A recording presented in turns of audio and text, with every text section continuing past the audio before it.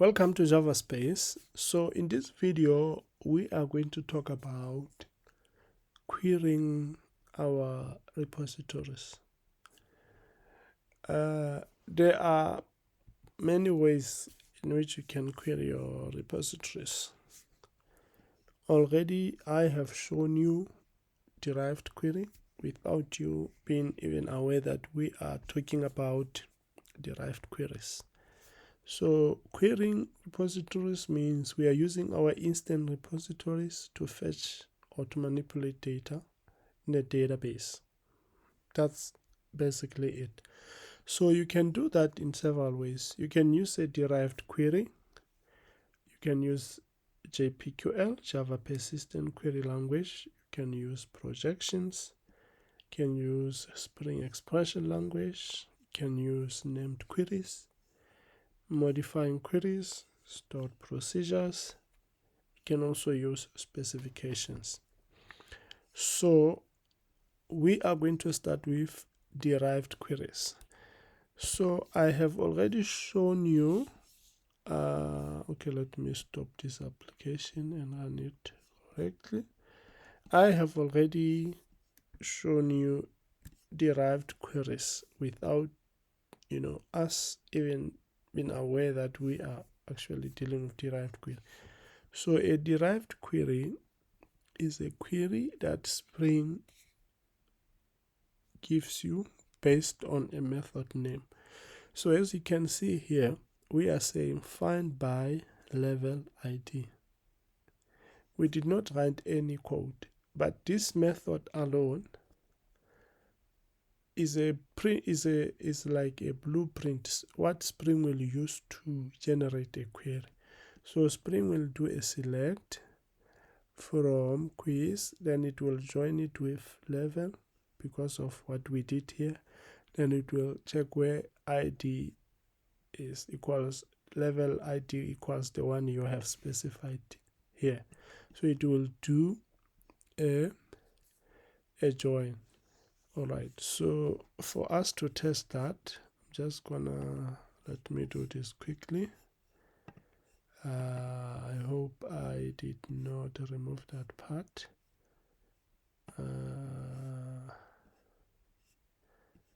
Where I want to enable. So where is that? Okay. So what I will do is, let me see if I have it in one of these projects. I'm just wanting that configuration that will allow us to see the generated SQL. This is what I'm looking for. So I can come back to my other API. So what I'm gonna do is, because I'm using H2, okay, I'll just paste this here.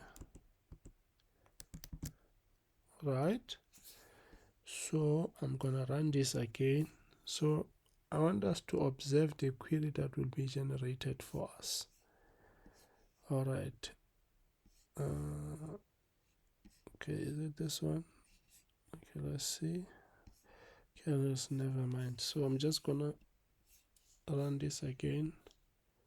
Okay, let's check what query was generated. So we see here we have ID, we say select from quiz, then we left join level, where level ID equals to ID we have passed.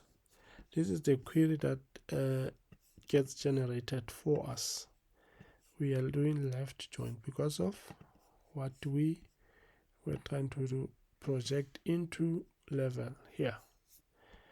So this is a derived query. Let me put it like that.